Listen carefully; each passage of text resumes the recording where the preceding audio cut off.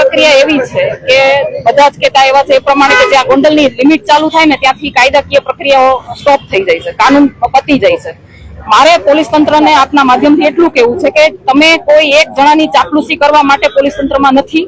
તમે તમારી જે ફરજ છે એ સામાન્ય લોકોને ન્યાય અપાવવા માટેની તમારી ફરજ છે. તમારી વર્દીનું મહત્વ તમે સમજો અને વર્દીનું માન રાખો, નહીં કે તમારા માલિકના ઓર્ડરનું. એટલે રાજકુમાર જાટની ઘટના જે છે, રાજકુમાર જાટની ઘટનામાં એના ફાધર વારે વારે આવીને મીડિયાની સમક્ષ બરાડા પાડીને કહે છે કે મારા દીકરા સાથે શું થયું, કોણે કર્યું, કોની જગ્યામાં થયું, છતાં પણ પોલીસ તંત્ર કોઈ જાતના કાર્યવાહી કરતી નથી.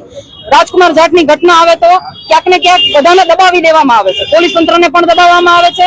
મીડિયાના માધ્યમથી હું મીડિયાને પણ કહું છું કે કેમ ત્યાં જઈને કોઈ પૂછતું નથી રાજકુમાર જાટના સીસીટીવી કેમ બહાર નથી આવતા, કેમ એ લોકો નથી આપતા.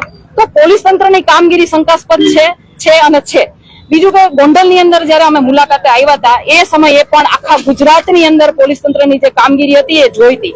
કારણ કે જે કહેવાય ને કે અમારા સમર્થકો છે એવી રીતે કરીને જે ટોળા ઉતારવામાં આવ્યા હતા એ સમર્થકોની સાથે સાથે અસામાજિક તત્વોને એમાં ઘુસાડવામાં આવ્યા હતા અને એ અસામાજિક તત્વોએ અમારી ઉપર હુમલા કર્યા, અમારા ગાડીઓના કાચ ફોડ્યા, અમારા માણસો ઉપર હુમલા કર્યા. એમાંથી એક ભાઈ છે જેનો વિડીયો તમે તમારા માધ્યમથી આખા ગુજરાતે જોયેલો છે કે મોરબીની અંદરથી એક સમર્થક અમારી સાથે આવે છે અને એને ગાડીના કાચમાંથી ખેંચીને પોલીસની હાજરીમાં માર મારવામાં આવે છે. વિડીયો આખો ફરે છે, છતાં પણ આજ દિન સુધી પોલીસે એમાં એફઆઈઆર નથી લીધી. જેવી રીતે રાજકુમાર જાટની ઘટનામાં પોલીસે એફઆઈઆર નથી લીધી એવી રીતે આ મેટરમાં પણ એફઆઈઆર નથી લીધી.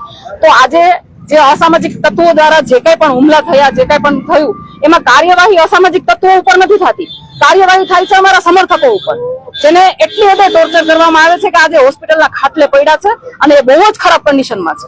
બધી જ